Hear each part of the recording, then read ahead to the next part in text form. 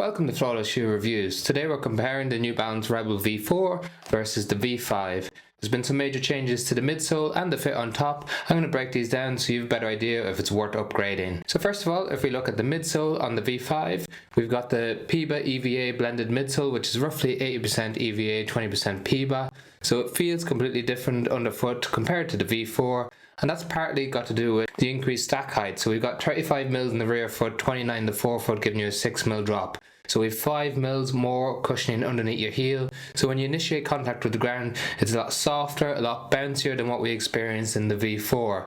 So those of you who really enjoyed that firmness, that kind of ground contact feeling that we got with the V4, it's slightly different underfoot on the V5. It's not like a max stack cushion shoe, but you do get that extra bit of softness into it, and it is a little bit bouncier. It does transition you nicely through to the forefoot like we saw in the V4, but again it's a little bit softer, a little bit springier in the forefoot as well. So really comfortable underfoot, gives you that extra bit of comfort for doing longer distances in it. It's still a quick up-tempo shoe underfoot, but those of you who like the firmer, snappier ride in the V4 might want to stick with it if the midsole is of the utmost importance to you. If the fit on top is of utmost importance, I'll touch on that later because that's completely different as well in the V5. It's still quite stiff in the forefoot in the V5, so those of you who need a little bit of protection underneath your forefoot but still want a light racing shoe, then you'll get it still in the V5. And then when we look at the underside of the shoe, they've changed where the rubber outsole is, so we no longer have these flex grooves that we see in the V4.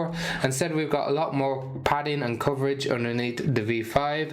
We haven't taken it out for a huge amount of mileage yet, so we can't test the durability, but based on where the outsole rubber is, we'd expect it to have slightly more durability than what we saw in the V4. Then in terms of width, it's maintained its wide base of support, which gave it elements of stability, and we classified the V4 as a stable neutral in the past. Well, in the V5, because the cushion's a little bit more soft, a little bit squishier, even though it has some large sidewalls on the inside and the outside of the shoe, we typify it as a classic neutral shoe. So that wide base support is counteracted by the fact that it's a little bit softer underfoot. So great base of support, but a little bit too soft to classify it as a stable neutral. And as we move up top, we still have that single engineered mesh on top, but it is a little bit narrow in the midfoot and in the forefoot than what we saw in the V4. So there's two types of people out there we think who enjoyed this. One is those of you who had a broader foot that you wanted more of like a racing type shoe, then you really enjoyed the V4. You might not enjoy the V5 as much as it's a little bit snug. For most people, it's ample amount of space. For me, we found that we had plenty of space for our toes to splay in there, plenty of space for our toes to move around. It's just not as wide as what we saw in the V5. And then it does taper around the top of the shoe, so if you have any issues with tapering, you might not enjoy this. But I think for the majority of the population, you'll find it really comfortable in the forefoot. By having a slightly narrower midfoot, it rectifies the issues that we had with extra slippage and having to do an extra lockdown on the midfoot. So it wraps around nicely and is a slightly thicker tongue than what we saw on the V4. Both of them are gusseted, but it just helps with the lockdown with the laces around the midfoot.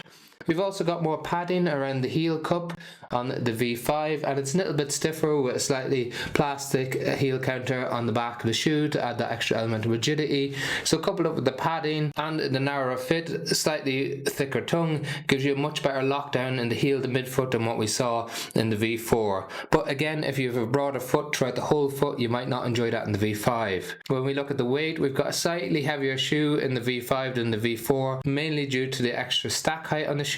So it comes in around 225 grams for size 9 men's US versus 218 grams in the V4. Overall, in terms of how it feels on the foot, so it's definitely more of a running shoe than a walking shoe, not necessarily a lifestyle shoe.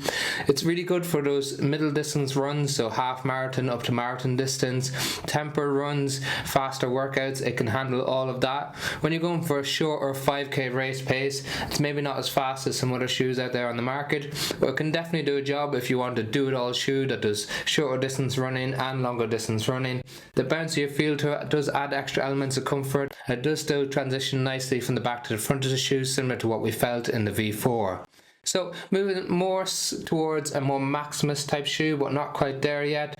Still maintains its differentiation in the market between having a lightweight, slightly more aggressive forefoot rocker to help with the propulsion phase of the gait cycle, and it can do some up-tempo workouts without having a carbon plate built inside. If you have any questions on the shoes, drop them in the comment section below. We've got links to the shoes for Amazon if you want to check out the latest prices on them. Otherwise, like and share and subscribing makes a massive difference to us. Thank you very much for watching.